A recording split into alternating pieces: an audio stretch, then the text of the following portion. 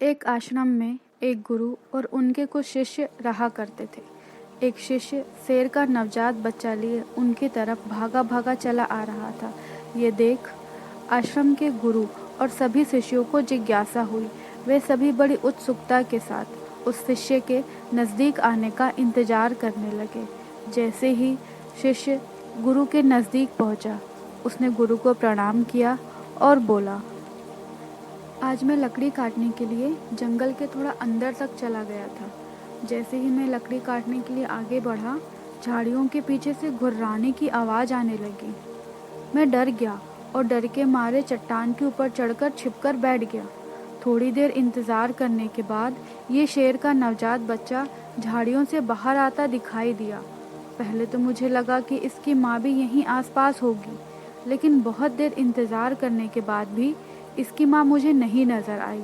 तब मैं समझ गया कि ये शेर का नवजात बच्चा अपने परिवार से बिछड़ गया है। इस नवजात बच्चे को कोई शिकारी जानवर नुकसान ना पहुंचा दे, इसलिए मैं इसे अपने साथ यहाँ ले आया। गुरुवर, क्या हम इस शेर के नवजात बच्चे को अपने साथ पालतू बनाकर नहीं रख सकते? गुरुवर ने कहा, ये एक खूंखार जंगली जानवर की संतान है। इसे अपने पास रखना अपने पैर पे कुल्हाड़ी मारने के बराबर है। या तो इसकी माँ इसे ढूंढते ढूंढते यहाँ तक चली आएगी और हम सब पर खतरा बढ़ जाएगा, या तो थोड़ा बड़ा होने के बाद ये खुद ही हम सबकी जान का दुश्मन बन जाएगा। और जिसे तुम बेचारा लाचार समझकर यहाँ उठा ले आए हो, वो जंगल के राजा की संतान है। आने वाले समय में वो खुद इस जंगल पे राज करेगा। ये जंगल इसका घर है और तुम इसी जंगल पे इसे असुरक्षित बता रहे हो। सभी शिष्य गुरुवर की बातें बड़ी ही ध्यान से सुन रहे थे। गुरुवर ने आगे कहा, अगर कुछ अपनाना ही है तो शेर के बच्चे के बजाय शेर के गुणों को अपनाओ, जिन गुणों की बदौलत शेर जंगल का राजा कहलाता है। सभी शिष्य जिज्ञासा से एक साथ बोल पड़े, वो कौन से गुण हैं गुरुवर? कृपया हमें बताइए। गुरुवर मुस्कुराते हुए बोले, अगर शेर के इन 7 गुणों को तुम अपने जीवन में उतार लो तो तुम भी एक राजा की तरह अपना जीवन बिता सकते हो। शेर का सबसे पहला गुण है एकांतवास।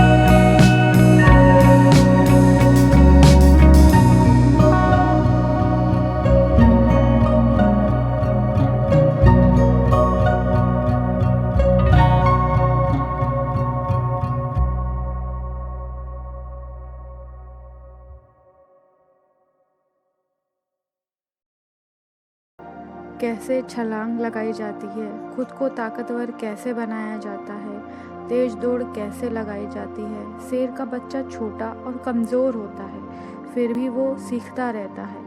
हमें भी हमेशा सीखते रहना चाहिए, चाहे हम अमीर हों, बूढ़े हों, कमज़ोर हो, जवान हो, हमेशा हमें वैसे ही सीखते रहना चाहिए।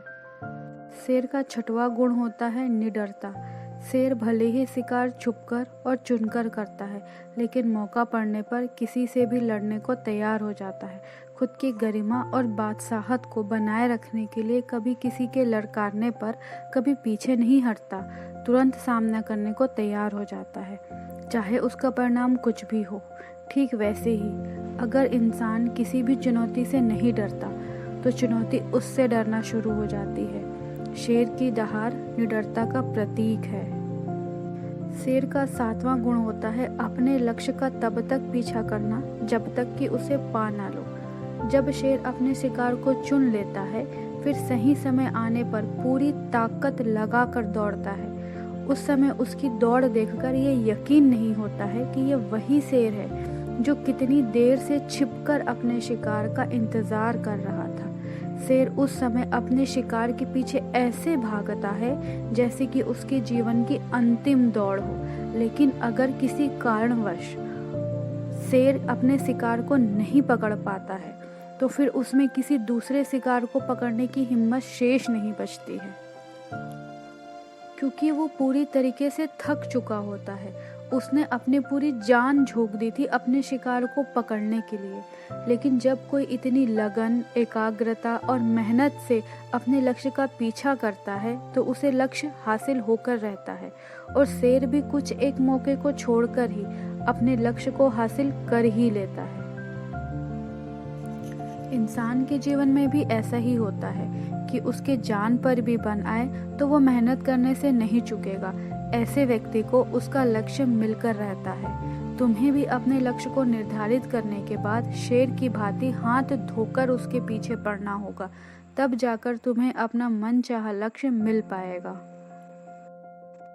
गुरुवर ने गंभीर स्वर में कहा, जंगल में खाना सबको चाहिए होता है, लेकिन शिकार हर कोई नहीं कर पाता और ना ही करना चाहता है। जिंदगी में भी सभी को सब कुछ चाहिए होता है, लेकिन उसके लिए मेहनत हर कोई नहीं कर पाता।